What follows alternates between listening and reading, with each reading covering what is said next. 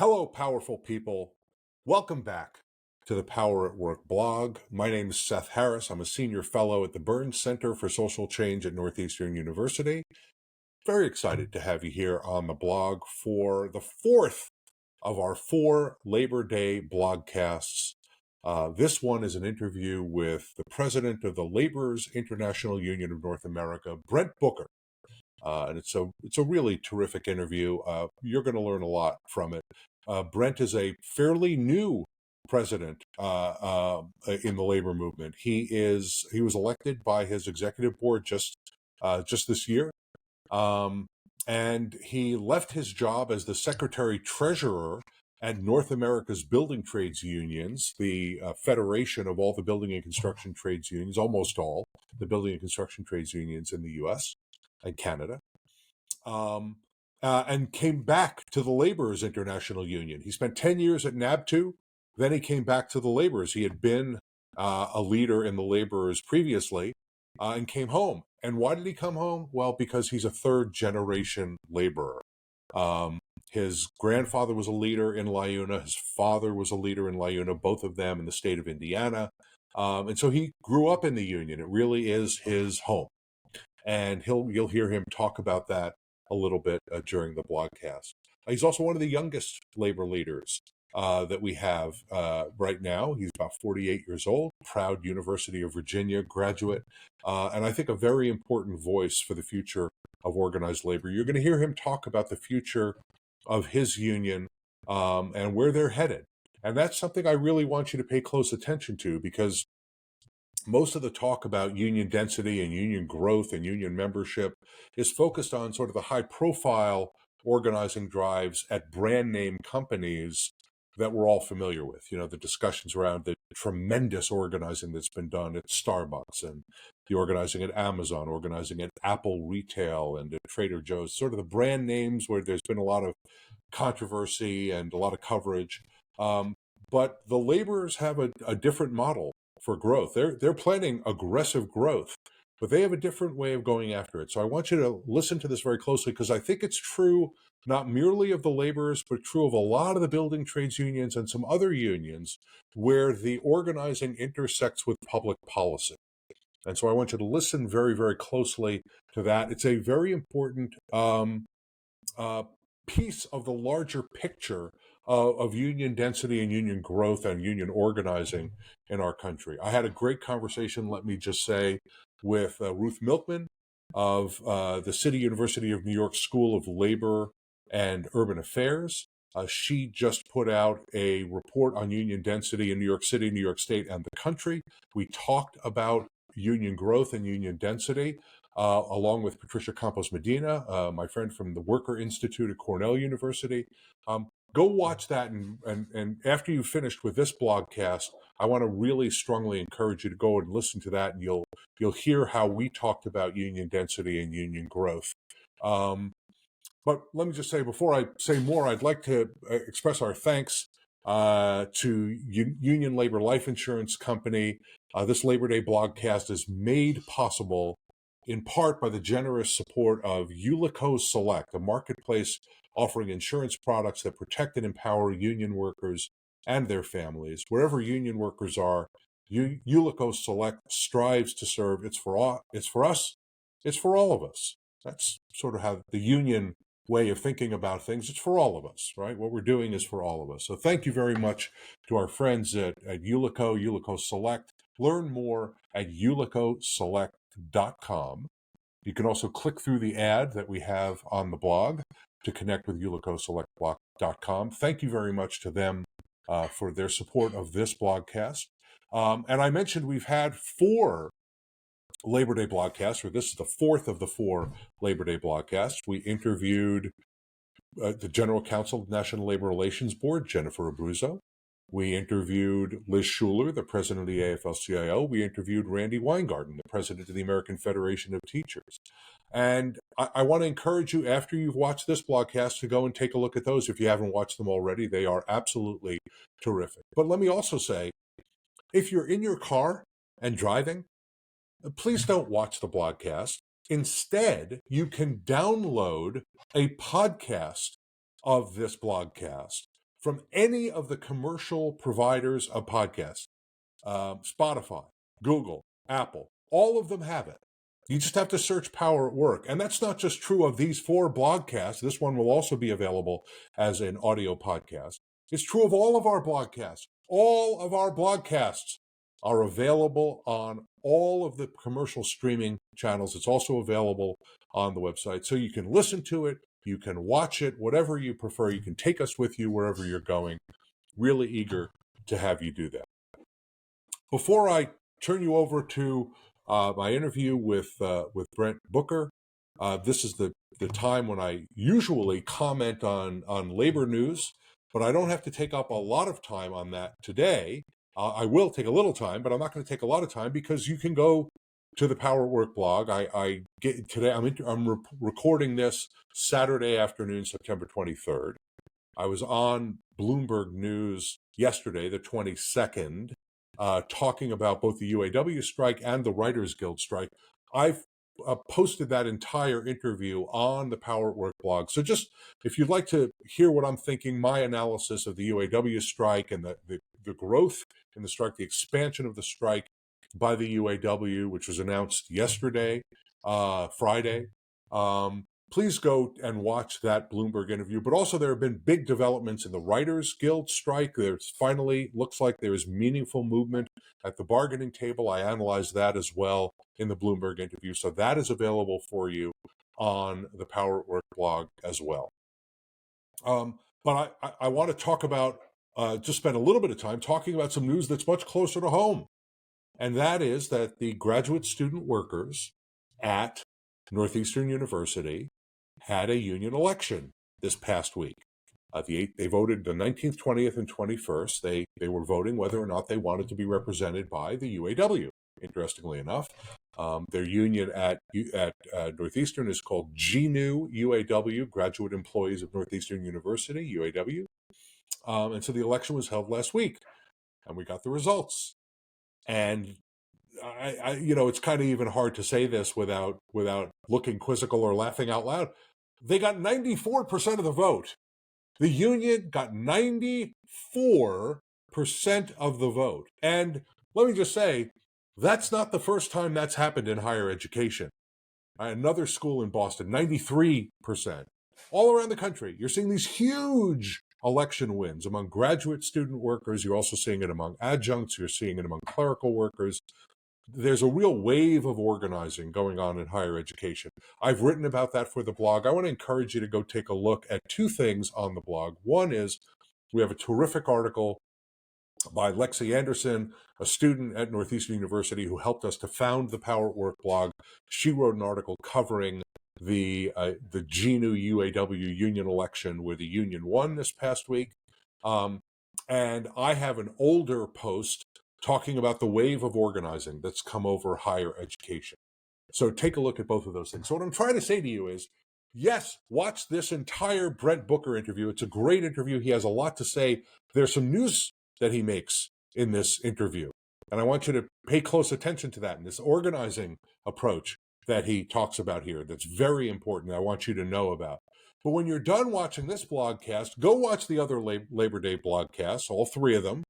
And then go read Lexi's article, go read my article about higher education, and watch my interview on Bloomberg. So, I'm an academic. It's part of my job to give you homework. There's your homework. Watch everything. No, don't watch everything. It'll take forever. We've got a huge amount of content here, but there's a lot of great content on the Power at Work blog. That's my bottom line. There's a lot of great content here on the Power at Work blog, and I want you to take advantage of it. There's a lot for you to learn. There's a lot of analysis for you to dig through, to criticize, to think about. So please go look at those other posts only after you have finished watching this blogcast of my interview with LIUNA President Brent Booker. Enjoy. Well, Mr. President, thank you very much for joining us on the Power at Work blog. I'm just curious, is this your first sort of long form interview since you became president? I've done a couple long form. This is the first or the second. It's an honor to be here. It's a pleasure to be here and to talking with you, Seth. So thanks for having me on. Oh, it's a privilege. It's really it's terrific. So congratulations on your election as president of LIUNA. I want to express just a small amount of surprise because when you and I worked most closely together, you were the secretary treasurer of North America's building trades unions, which for our audience is the sort of the federation of all the building trades unions, including some non-AFL-CIO building trades unions. You did that for about a decade. I always assumed that you were the next president of the North America's building trades unions. Not, and let me say, Sean McGarvey, if you're watching, I'm not encouraging you to retire. You're doing a great job. That's not what this is about. But Brent, I always thought you were going to hang around at NAB2 and that you would eventually become the president of NAB2. So what is it that caused you to go back to LIUNA, to the laborers union, and take on the top leadership role there? Well, first, let me start by saying I thoroughly enjoyed my time at that too, and at the building trades, and quite frankly, I started my career at LIUNA, and when I left LIUNA to come to the building trades, I never thought I would be walking back across the street to come back to LIUNA. I thought that my career would take me to wherever it took me at the building trades, and I've had the philosophy from my first day on the job is if you work hard and you think about what you're doing and you do well and you put in the work every day, good things happen. And I would say from my career, that's been my philosophy. Just go to work every day. And I did that when I worked at LIUNA. I went to the building trades. I worked hard every day and enjoyed every minute working with Sean and with the governing board of presidents and the other unions there. But I had an opportunity. For me, it's a homecoming. I had an opportunity to come home. And I'm a third generation laborer. My grandfather started a local union in 1952 in southern Indiana. Was a charter business manager for 25 plus years, and my dad, was followed in his dad's footsteps and joined the labor movement, ultimately rising to become the general secretary treasurer at LIUNA. Retired in the early 2000s, and I'm sitting in a seat now that I never dreamed imaginable. I knew to put my boots on, go to work every day, and work hard, and good things have happened. Well, they certainly have, and good things are happening for LIUNA. Let me ask. So I love the family connection. You grew up around LIUNA. You've seen it over maybe your entire life. Your family was so immersed in it. How has the union changed over the years? You're right, Seth. I mean, I did grow up in the union. Some of my earliest memories as a kid was attending conferences and conventions with my dad and seeing how the process works. The democracy in the union worked from, some of the conventions I went to as a kid to, conventions I then worked at. And the union has matured, right? We've been around for 120 years. We've had to evolve. And you can't continue doing things the same way yesterday, for tomorrow's world. We've evolved with technology. We've evolved with labor relations. We've evolved with, what we put our priorities and our focus on over time. And we're going to continue to. We have to stay at the forefront. And I was in a meeting last week with our team here in the building, and said, look, we've got to run to technology. We've got to embrace it. We can't run from it. So I think we've changed. We've continued as our strong tradition of we were formed as a union of immigrants 120 years ago, and then evolved and grown, and I've inherited an unbelievable organization, membership at the highest it's ever been, and with the state of the art building we come to work in every day, and our resources that we have are second to none, and that's just been a continual evolution of this union and meeting tomorrow's workforce demands by trying to get in front of it today. Yeah. So I want to talk about how you're going to put some of those resources to work, particularly with respect to organizing. But I want to pick up on an article that was in today's New York Times. We're recording this on September 19th. We're probably going to publish it a little bit in a few days. But I want to pick up Noam Scheiber, who is the great labor reporter for the New York Times, had an article today about what the UAW strike means, not just for the UAW and its members, but for the larger labor movement. And of course, the UAW strike is one of only three sort of high profile and large strikes that are going on right now. Of course, SAG-AFTRA and the Writers Guild also on strike. But my guess is that somewhere in America right now, there's a laborers strike going on. But there are these high profile strikes that are attracting a huge amount of attention that are being cast in these very, very, very broad terms as a battle between the working class and the billionaire class or the corporate capitalists. So what do these big high profile strikes mean for others in the labor movement? Not UAW, not SAG-AFTRA, not the Writers Guild, but for LIUNA and LIUNA's members and other unions in the labor movement. It's an opportunity for all of us to witness workers taking a stand and to say what's right is right, what's fair is fair, and these do have big picture implications, right? You look at what the UAW strike is about, and you look at what you mentioned, SAG-AFTRA and the Writers Guild and the people who make the product, whether they're writers, whether they're actors, whether they're skilled tradesmen and women of the UAW. They are making, they're doing the hard work, and they're making the people who employ them a ton of money, and that's good. That's what this country's about. That's what capitalism is about, and we're all for that.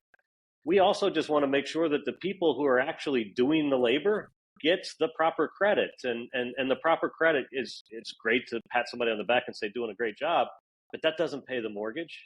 That doesn't pay the grocery bill, the car bill, all the things that it takes to be in the middle class in this country. And asking these larger corporations, instead of making $1 billion, can you make 900 million next year, and take that $100 million and share that with the people who are putting their lives at risk, literally, on the assembly lines. It's dangerous work. Asking these actors to go all over the world and put themselves at risk, and we read about the famous ones that are household names, but that union's made up of the extras. It's made up of people making not $20 million a film. It's made up of people who are extras on the job site, on the set, and doing all the things to make sure that movie's successful, that they deliver it on time.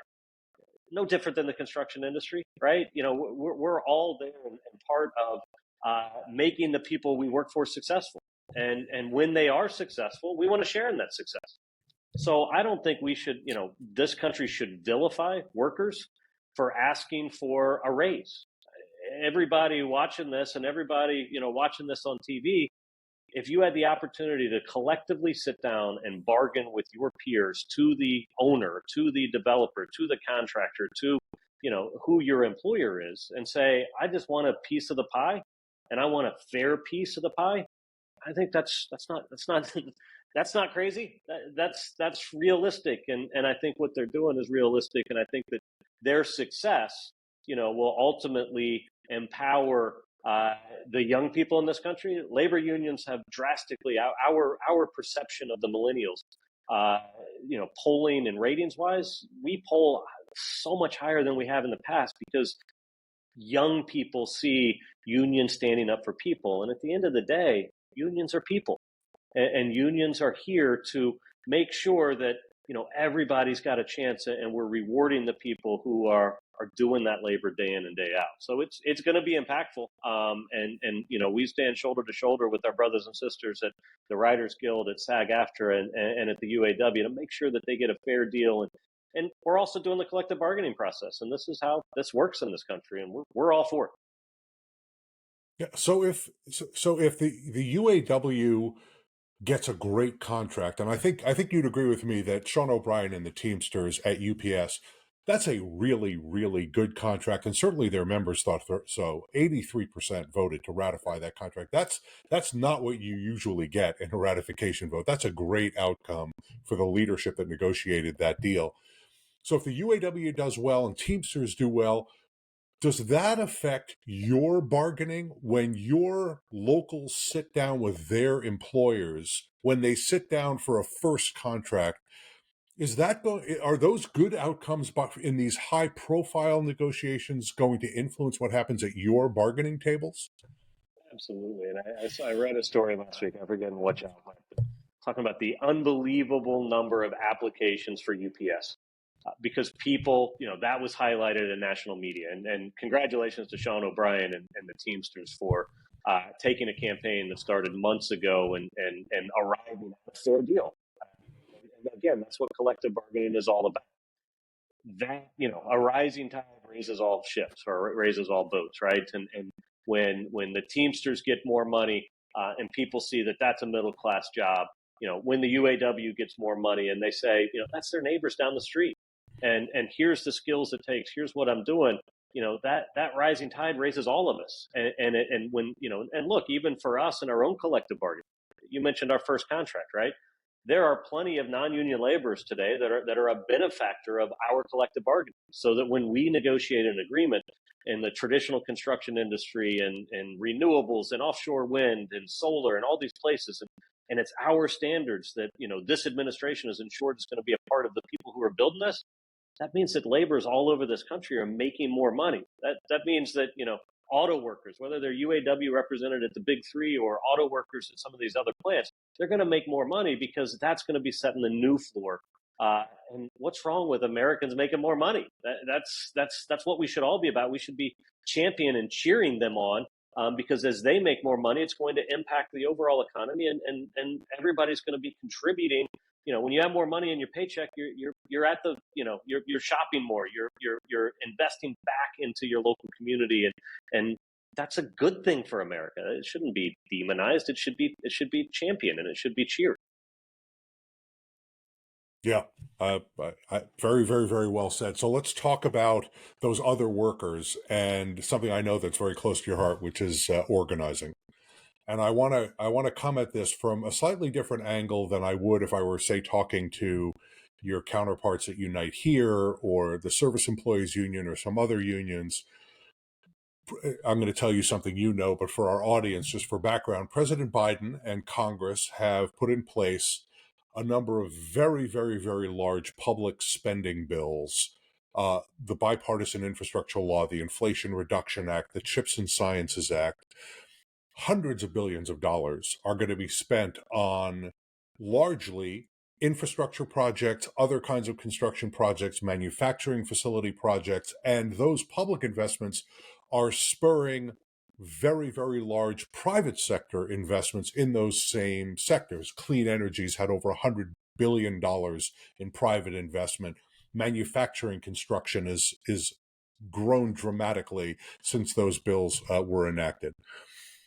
How much of LIUNA's organizing this year, next year, and for the next 5 or so years is going to be focused on projects that are funded or otherwise supported by those laws? A lot is the short answer. The longer answer is we have an opportunity. We have and once in a generation, and at least for me, opportunity for the federal investments you just mentioned, infrastructure, IRA, through renewables, through solar, onshore wind, offshore wind, through the CHIPS bill, to have some mega projects and have the ability to organize contractors, right, and organize laborers into our craft.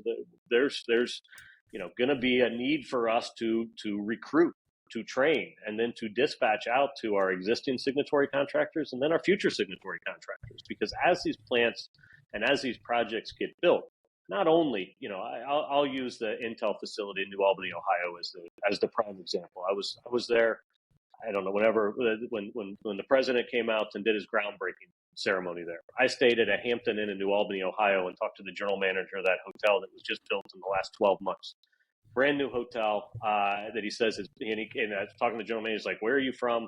Why are you here? And why is my hotel sold out every day for the next 2 years? And that's not only are we talking $20 billion for Intel, which we're going to organize, train, recruit, and dispatch hundreds, if not thousands of laborers to that job site.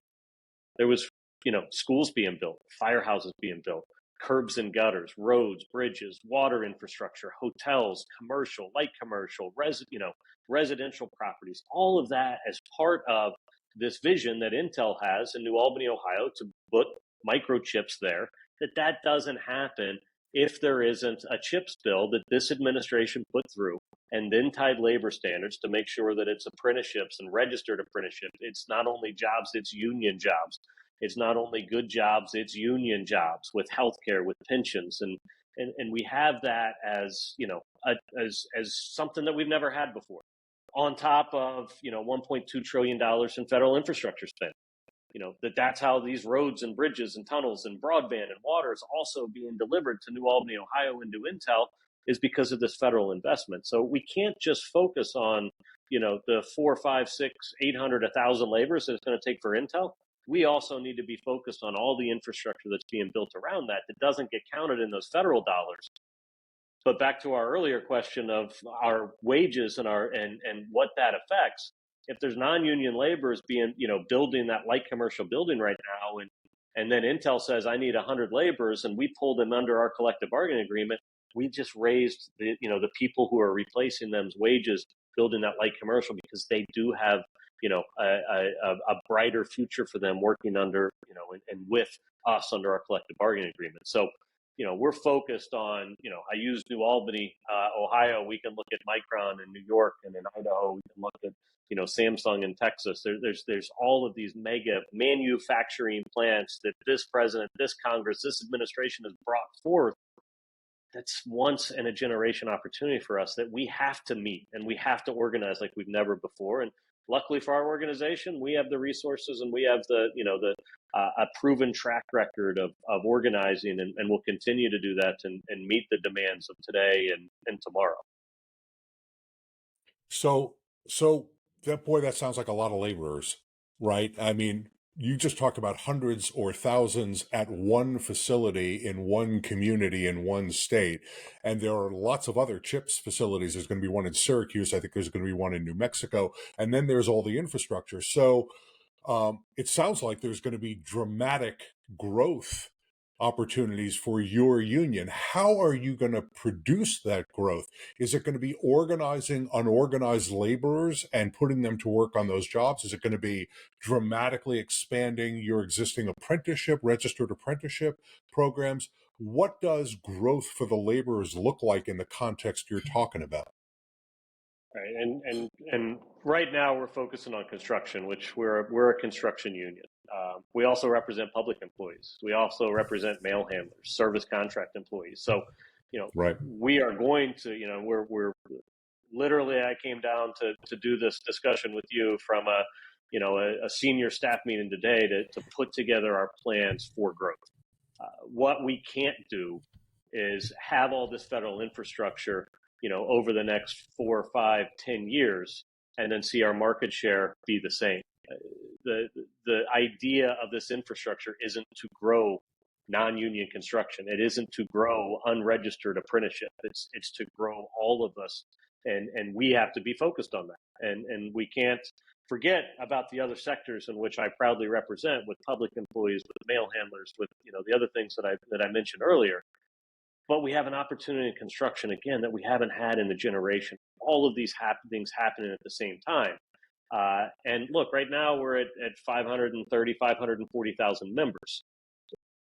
My goal that I've put out, and that we talked about at our leadership conference, that I said when we took over on May 1st, we should be at 1 million members when I'm done.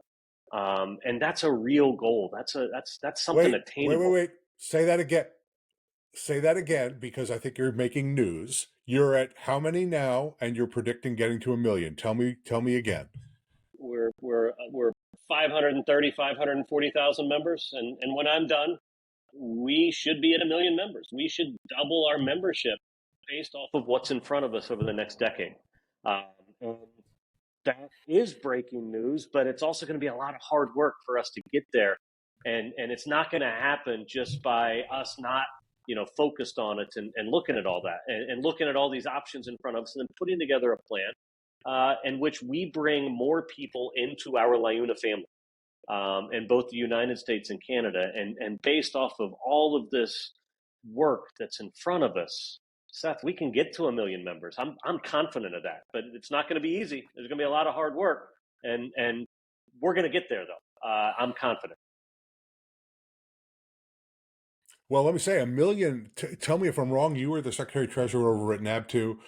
If you were at 1 million members now, you'd be the largest affiliate of North America's building trades unions. Now, other unions in NAB2 also, I think, are going to see some meaningful growth. And the largest union there now, I believe, is the IBEW with somewhere between 7 and 800,000 members. But you would be positioning yourself to be one of the largest unions in NAB2, but also one of the largest unions in the AFL-CIO. I interviewed Randy Weingarten, your friend Randy Weingarten, a week or two ago, and she's at 1.7 million members at the American Federation of Teachers, and her union is the largest union now in the Federation. So that growth that you're talking about is really not a part of the discussion that we're hearing around growth in union density, growth in union membership. Most of it is focused on the organizing we're seeing at places like Starbucks and Amazon and Apple and Trader Joe's, sort of the new industries where you have a lot of younger, very overeducated, not overeducated, they're underemployed workers. But I think that folks are sort of missing the story of what's going to happen as all of this public spending and the private spending that's coming in behind it actually gets down on the ground and goes to work. There's going to be organic growth and organizing growth for the building trades across all of the crafts that may be unprecedented. Tell me if I'm overstating what's going to happen in your industry. I don't think you are. And with my friends and colleagues at the Governing Board of Presidents, and I've had lengthy conversations with International President Kenny Cooper of the IBW, with General President Mark McManus, and General President Jim Callahan, Mark at the UA, and Jim Callahan, and the rest of the board. We're all focused. We're all in a growth mode strategy. And I was laughing with Kenny a couple of weeks ago. He's also set a goal, right? Similar to mine. He's bigger than me now, so his is a road not quite as long as mine to get to 1 million members. But we're gonna focus on growth, and we're gonna do that because of the opportunities that this administration has put in front of us to allow us to focus on growth. We're not playing defense, we're playing offense. And we're able to get people onto these job sites. And by making sure that these are union jobs through the CHIPS bill, through the IRA, through the infrastructure bill, it's going to be an attractive career choice for young people. And they see, do I want to incur that 4 years of college debt and postgraduate studies and tens of thousands, if not hundreds of $1,000s in debt? Or do I want to go learn a trade? Do I want to go become a laborer? One of the other trades that have these opportunities in manufacturing that haven't been in this country in decades, opportunities in infrastructure, that we haven't seen in decades. Get us off of the D plus and the D minus, of our infrastructure grade. And we can only do that by $1.2 trillion of investment and getting us out in front of, broadband and technology, so that God forbid we ever have another incident like we had with COVID-19, that young people aren't driving their kids to McDonald's parking lots to get Wi-Fi. And that takes an investment. That takes skilled trades then to dig those trenches, to pull that cable, to connect that broadband so that every American has the same opportunity that, quite frankly, me and my kids have, that I didn't have to worry about Wi-Fi, when schools were shut down. But there were millions of Americans that did. And it doesn't happen by accident. It happens by strategic investment on the front end that the federal government has done, that then ultimately leads to a growth opportunity for us to put our skilled laborers, to install that broadband with other members of the building trade, so that, we're not in a position, where we are not where we should be. We aren't leaders in the world in infrastructure and broadband. And after the end of this 10 years and after the end of this investment, that's going to put us back there. And then it's going to teach us that we can't just do infrastructure investment every 20, 30, 40, 50 years. It's got to be a continuous investment. That's why I'm optimistic for our union and our growth to reach out to the young people to say these are middle class jobs with a pension, with a health care that you can take care of your family. And that's how we're going to grow the union, Seth. And I want to particularly focus on the investments in renewables and clean energy because I know you've been a leader in that space, particularly when you were at NAB2. There are some, I'm going to use the phrase political leaders, but the word leader is not the right phrase for these people. People who are harshly criticizing the UAW leadership and President Biden because of the transition to electric vehicles from internal combustion engines, and essentially saying climate change is a hoax and we don't need to make these radical changes on our economy and it's going to put middle-class people out of work. You were involved in negotiating some of the contracts that got unionized workers involved in the construction of offshore wind farms and other renewable energy sources. We often hear there's this debate, but it happens at a very high level about the investment in our energy future and our climate is about good jobs and about creating a stronger middle class and expanding the middle class. And then there's the other side, which is these jobs are destroying high quality union jobs, some of them in fossil fuel industries, some of them in the auto industry. Explain, I know where you stand in that debate. Explain why the clean energy future can also be a good jobs future. The way the legislation was written ensures that it's going to be a good jobs future. And look, as from my position at the building trades and my position, as the general president of Labor's International Union in North America, we are an all of the above union, right? But we're also realists when it comes to climate change. And we see, turn on the news today. Is there a hurricane? Is there a fire? Is there, something is happening, right? Out and every day, some type of flood, some type of fire, something has happened that is changing, the planet we live on. And, we are, like I said, we got to embrace the future, embrace technology and embrace clean future and then ensure that they're going to be good union jobs. One of our challenges in the past has been when you did shut down, a power plant, absent the IRA and absent, this recent legislation, it wasn't translatable and it wasn't transferable. You couldn't go from working, in the middle class in one of those fossil fuel plants to a renewable job and lose your pension, lose your health and welfare, and have your wages cut in half, and then say that that's, a positive for, the individual working in that plant. And today with the IRA, whether it is offshore wind, whether it's solar, whether it's onshore wind, and tying union standards to these tax credits and having the federal government, in the debate about how are we going to, build this clean energy future, and having labor unions at the table is a win for all of it. It's a win for the country. It's a win for the people we represent. Quite frankly, it's a win for the developers, who are doing this, so that a labor isn't being paid cash under the table. They're being paid their collectively bargained wage, that they were making last week in a different energy sector, whether it was nuclear or natural gas or coal or whatever it may have been. So, we have the opportunity with this legislation to, transform our training, transform our recruitment, transform our outlook, and at the same time transforming our country and the path that we're on for this clean energy with good union jobs and jobs that, provide for a middle class income, jobs that provide for the people who are building it can then afford the power that it's, that's being created from it,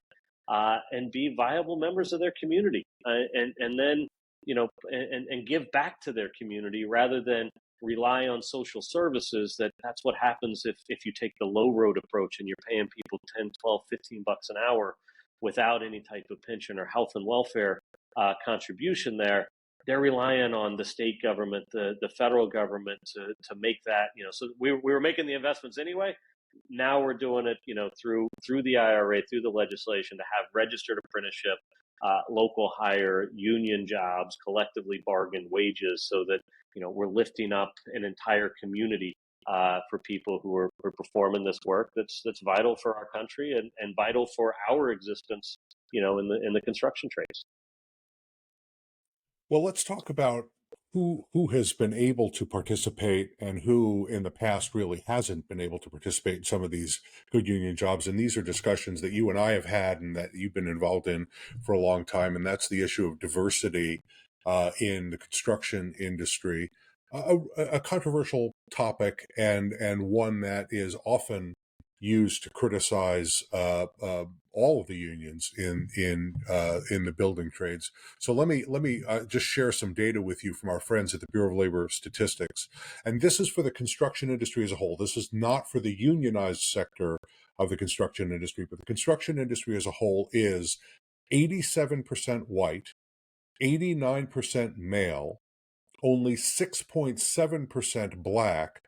And because some white workers also classify as Hispanic or Latino workers, there are white and non-white Hispanic and Latino workers the way the BLS does its counting, about a quarter Latino. Now, again, that's not for the unions, that's for the entire industry. But those have been concerning numbers. I know there are numbers that you spend a lot of time thinking about, and in discussions with Sean and others at the building trades, I know that they spend a lot of time thinking about it. And the main reason for that is because these construction jobs, as you describe them, are really good quality middle class jobs. Those that are union, particularly, are middle class jobs. Some that are non-union are not. So, what's the strategy for ensuring that a broader group of communities are able to, and people are able to participate in this jobs growth that you've been describing in infrastructure and construction and clean energy and renewables? How do you bring a more diverse group of workers in so that they get a fair shot at a middle class job? We have to be intentional. And what I mean by that is what the building trades have done, for the last 10, 15, 20 years, have been very intentional about diversity, equity, inclusion.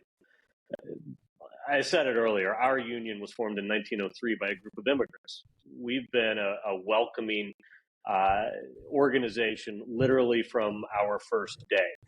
And look, those statistics you give, they are troubling. The same people who criticize unions and our diversity, equity, and inclusion claim that they are, 90% of the market, but then they criticize, diversity, equity, and inclusion.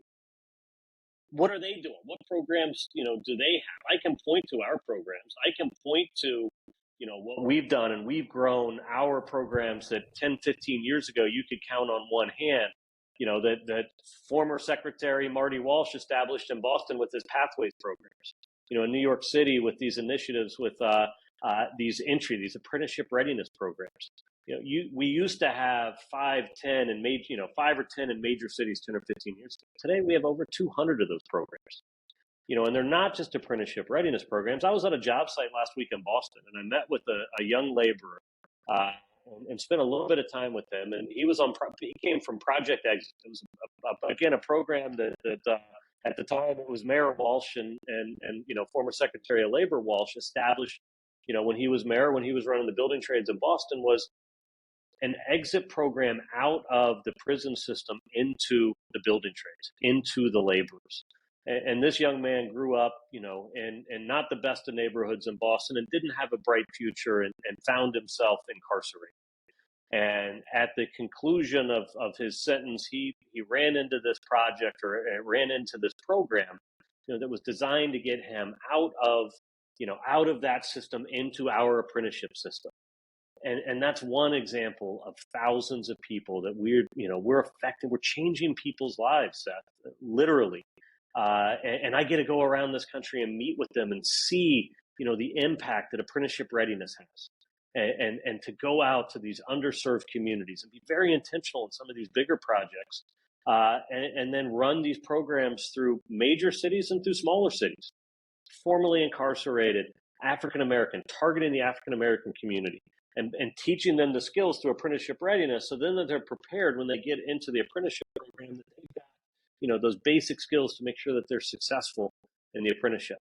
The work we do with Helmets to Hard Hats, and that's our nonprofit veterans program that we've placed over 60,000 veterans as they've transitioned out of the military, into a registered apprenticeship through the trades. And we're very proud of the work we're doing there. And we're targeting, those underserved communities and underserved veterans, the Latinos, women, African American, and through Helmets to Hard Hats.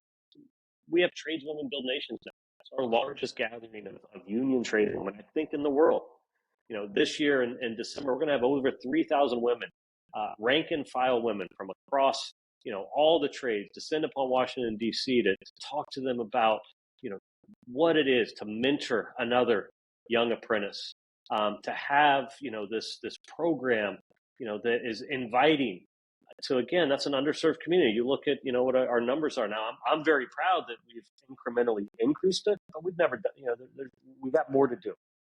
And we have been very intentional over the past 10, 15, 20 years at the building trades and certainly at the laborers to ensure that everybody has a home, within our family and bring them and welcome them to our family, because we're going to need people, to fill all these jobs that are being created by this infrastructure. And we've got to go out and go to these underserved communities, teach them the skills that they need so that they can be successful.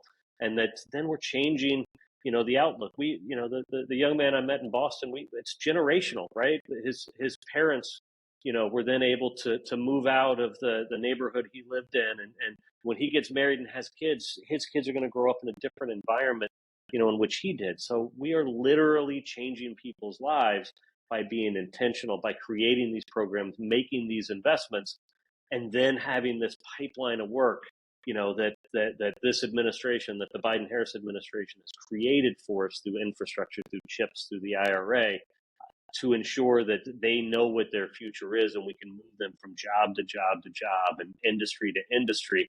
And after 15, 20, 25, 30 years, they're at home with a pension, healthcare paid for them and their family for the rest of their lives. And this is something that we're passionate about, that I'm proud of the work we've done, but we're never satisfied with where we're at. There's always more that we can do, and there's always more that we should do.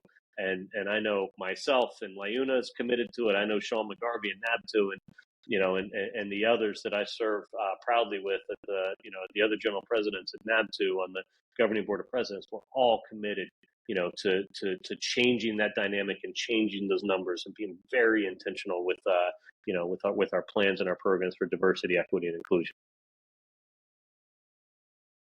And do you have a target for where you want the total membership to be?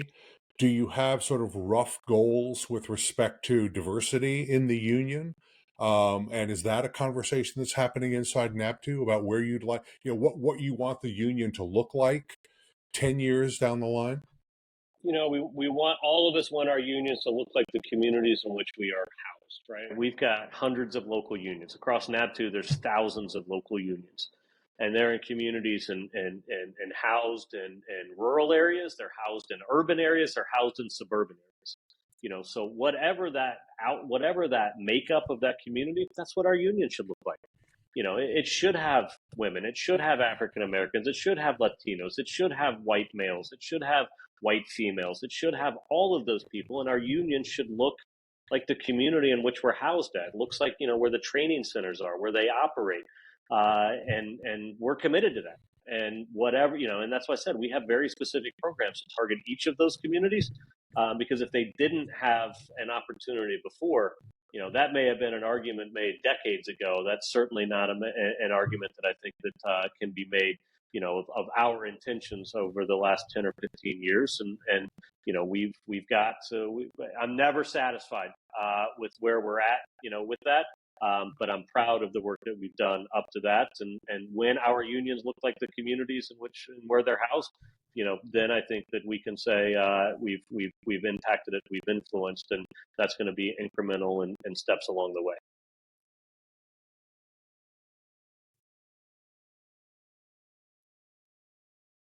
Good. All right, I want to turn to, we only have a few minutes left, but I want to turn to a favorite topic of yours and mine, and that is politics. You spend a few minutes talking about politics every day, would be my guess, maybe more than a few. Um, so I'm just going to note a fact, just noting a fact, and then you can tell me what it means. In 2020, LIUNA endorsed Joe Biden for president of the United States 2 months before the election. In 2023, LIUNA endorsed Joe Biden for president of the United States, if my math is right, 17 months, either 16 or 17 months before election day. What's going on? Brent, what's the difference? And I think I know what the answer is, but I'm also curious about sort of the discussions that have been happening both inside your union and with the other building trades unions about the endorsement. Because there's been some controversy. Liz Schuler pushed for an early endorsement by the AFL-CIO, the earliest endorsement certainly in modern history during my time in politics. So what's going on here? What are the conversations like, and how did you get to the conclusion that it was going to be 17 months this year instead of 2 months like last time? The easy answer is Joe Biden and Kamala Harris earned our endorsement. And we just talked about all of the things of this federal investment. It's, from appointing, one of LIUNA's own members from Local 223 in Boston, Marty Walsh, as Secretary of Labor, and all the work that he did, at the Department of Labor with modernizing prevailing wage and the things that we're starting to see the rulemaking and those policies being enacted to the American Rescue Plan and the pension reform, right? The billions of dollars that are being invested back into our pensions to make sure that the people who worked for a living can retire with the same amount that they were promised from throughout their career. Then he went to bipartisan infrastructure, $1.2 trillion. Wasn't done there, right? Then he went to the CHIPS bill, the CHIPS and Science bill, and tying labor standards to domestic manufacturing and making sure that these plants were going to be built. We all saw what happened when these chips were being built all around the world. I think 6% of the chips were being built in the United States. Everywhere else was global. And when COVID happened and those plants shut down, it put a grinding halt to products that had chips. And we're still paying the price of that, right? So, to have the foresight to say, how do we bring that back into this country? And then do it with union construction and do it with the members that I'm proud to represent. And create these pathways through registered apprenticeship.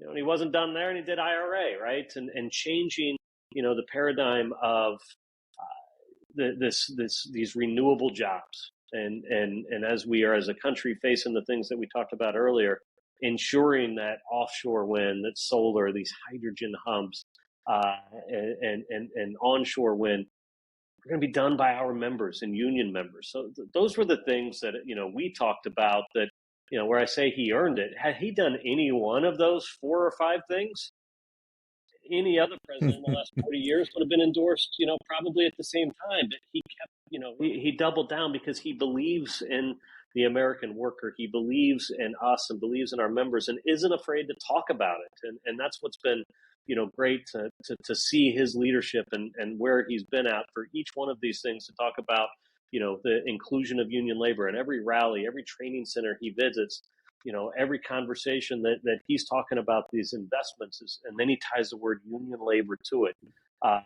He earned it. Our process is we do polling, right? And we poll our members and as a result of that poll, our leadership met. We looked at that polling, and Joe Biden earned that endorsement from our members. The reason why we did it at the time we did, we also have members that we need to educate and talk to, and I think that's something that this administration they spent a ton of time of getting pro-union, pro-worker, pro-American legislation across the finish line, that they probably didn't spend as much time if they as they could have if they were running a political campaign. They weren't. They were running a campaign to, bring this country back from COVID and ensure that we're creating jobs. And you look at the job growth that's there. They've been very successful at doing, all the legislating and governing.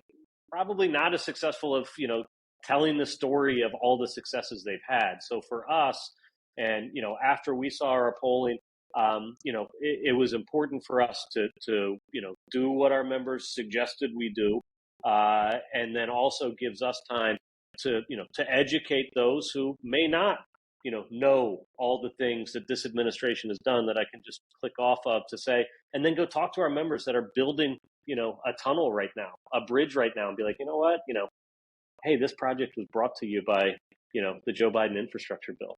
This project was brought to you by the CHIPS and Science bill or the IRA, or hey, your pension is sound now. We're no longer in the red zone. We're now in the green zone because the American Rescue Plan that was passed when Joe Biden was president and Chuck Schumer was the majority leader at the Senate and Nancy Pelosi was Speaker of the House. So for us to have this runway in front of us to go out and educate our members and get back and meet our members where they're at and talk to them. We've got challenges in front of us and to talk to and educate our members. It was important for us to do this endorsement as early as we could so that we can get out there and really talk about all the positive things that are happening. That is a direct impact on our members' wallets. And if they vote with their wallets, Joe Biden has certainly earned their endorsement. Well, let's go. I want to go a little bit deeper on that. This I think will be probably the last question, but it's a really, really important one. And something from your years of experience in the labor movement and certainly in the building trades is what you're describing, sort of a little bit euphemistically, is you have some Trump voters in the laborers and in the building trades as a whole. I think there's even probably a larger percentage of Trump voters than there is even within the laborers, but certainly in the rest of the labor movement. So I want to ask you a question that I asked Liz Schuler about how to communicate with those Trump voters, with those who are maybe not Trump voters, but very solid Republican voters and have been for years. And they have genuine disagreements with the President of the United States about a whole host of issues. They may disagree with him about reproductive rights, or they may disagree with him about guns, or they may disagree with him about policing, or they may, there's a long list of issues that aren't just economic issues that cause people to vote. Race is a big issue, and gender identity is an issue for some people. And I'm not making judgments about those things. It's just that there's people's decision about how to vote is a complex decision. And so my question for you, and I asked this question of Liz, is it possible that labor union and collective bargaining and worker organizing issues can be a bridge to those voters, can be a way to appeal to those voters? And I think I told this story when I talked to Liz. I had a cousin, my late cousin was a plumber, and he could not have been more conservative. I mean, he was actually in the Conservative Party in New York State, which, as you know, is not like the Conservative Party in Great Britain. This is like the party of real rock-ribbed conservatives. But he was a union man. He was a ferocious union man. You couldn't say anything negative about his union. He knew that his middle-class life that let him put 4 kids through college, that was because he had a union, and he understood that and really was devoted to his union. So when you talk to your members, how much of it is about union and organizing and why they have the good quality lives that they have? And is that the bridge issue? And is that enough to persuade them in the way they vote? It's enough to persuade some, right? And that's, our polling shows us that our members trust their union. And it's my responsibility as a leader of this union to communicate to those members, to all of our members, the benefits of legislation that's been passed by this administration that's going to directly impact their economic well-being.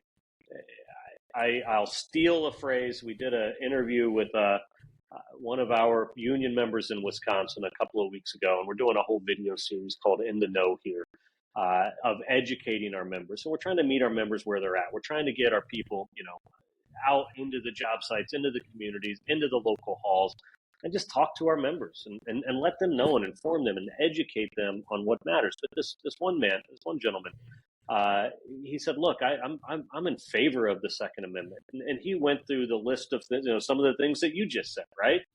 But at the end, and again, I'll give him credit. He was like, in order for me to be, a gun owning American, I got to have a job that I can buy that gun. In order for me to buy the ammo, for me to take my gun to go hunting, because that's what I do. That's my passion. I go hunting in Wisconsin. I got to have a job that pays for that ammo. And the Biden-Harris administration has provided me and the people I represent, I'm using his words now, these job opportunities for us to go out and buy those guns, for hunting, for self-defense, and buy that ammo so that when I teach my kids and grandkids about gun safety and about, the hunting and that way of life, I got to do that not by standing on the unemployment line. And I've got an opportunity here because of these pro-union pieces of legislation to be employed for the next 10, 15, 20 years, that I will be firmly entrenched in the middle class, be able to buy that rifle to go deer hunting this fall and to buy that ammo to do that. And I felt that was very powerful, and how he explained, what that impact was.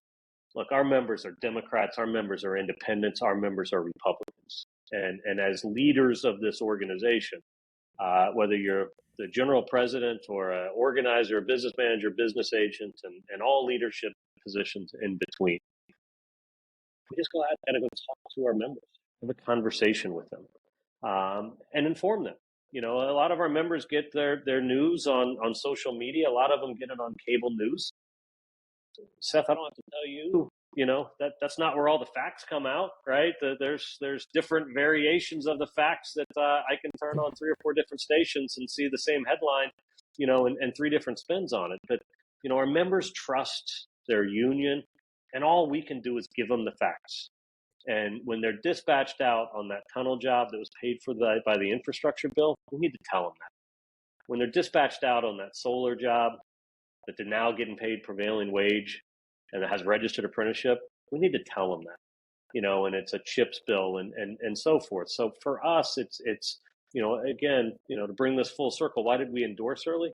So that we can tell those stories.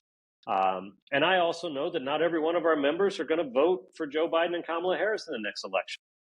But shame on me if I haven't done everything I possibly can to educate them about the economic impact that this administration has on their day-to-day life. And if they choose to vote on one of those divisive issues that, I say divisive, they're not always divisive, but if it's abortion, if it's guns, if it's religion, if it's, something else, all we can do is give them, the facts about their own economic standing. And in our poll, we find, people are doing a whole lot better today than they were 4 years ago. And their own economic situation, they're making more money. Inflation's real. That's an issue that we're all tackling and we're all facing. But our increases have been, and our collective bargaining has been, a way in which we are leveling that off as best as we can. And the best solution is 40, 50, 60 hours a week on rebuilding this nation's infrastructure, rebuilding or building a manufacturing facility, a battery plant, building, a solar plant, an offshore wind plant, building nuclear, building small modular reactors in the nuclear industry that's up and coming. So just shoot straight with them. Our members want to be told the truth.